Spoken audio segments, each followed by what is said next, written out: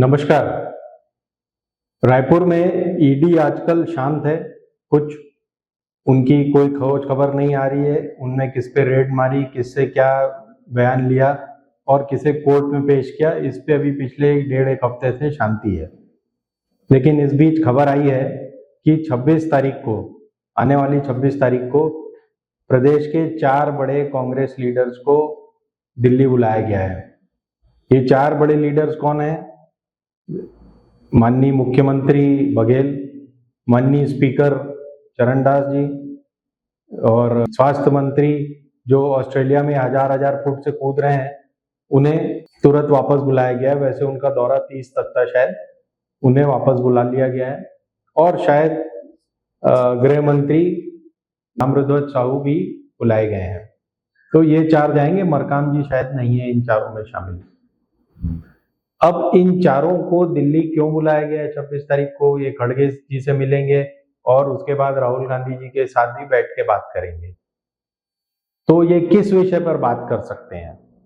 आज राहुल गांधी जी और खड़गे जी विपक्ष के नेताओं से मिले, जिनमें नीतीश कुमार और तेजस्वी बिहार से आए थे उनसे खास मुलाकात करने।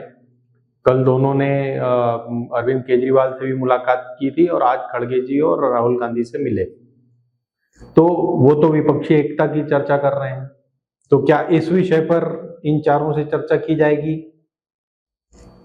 या क्या इस विषय पर इनसे चर्चा की जाएगी कि दिल्ली में जो अध्यादेश लाया गया है वो सही है या गलत? आप ठीक सोच रहे हैं। इन विषयों पे तो इनसे बिल्कुल चर्चा नहीं की जा सकती, क्योंकि ये इनके लेवल के विषय नहीं है। तो इनसे क्या चर्चा की जा सकती है? इनसे चर्चा ये की जा सकती है कि अगर कुछ बदलाव करना है तो क्या बदलाव करना है। अभी कुछ दिन पहले शैलजा जी जो जनरल सेक्रेटरी इंचार्ज हैं, वो रायपुर आकर गई। वो सीधे एयरपोर्ट से सीएम हाउस गई और सीएम हाउस में उन्होंने कुछ इस तरह की चर्चा की और फिर उसी शाम वापस चले गई। तो अब ये दोबारा इस तरह की चर्चा इन लोगों से क्यों की जा रही है? तो क्या जो शैलजा जी करने आई थी वो प्रीकर्सर था और अब असली चर्चा होगी? तो ये मानकर चलिए, जैसा कि मेरी समझ से, ये चुनाव तो श्री बघेल जी के अंडर में ही लड़ा जाएगा, अनलेस कि ईडी कुछ और कर बैठे इस बीच में। लेकिन जहां तक कांग्रेस का सवाल है और जहां तक मेरा अनुमान है, ये चुनाव तो श्री बघेल जी के अंडर में ही लड़ा जाएगा। बाकी 3 लोगों को क्या उपदेश, अध्यादेश या उन्हें क्या उपाय दिए जाते हैं, ये 26 तारीख के बाद ही पता चलेगा। और हाँ, ईडी की बात चल रही है तो मैं आपको एक और रायपुर में फैल रही अफवाह के बारे में बताता हूँ।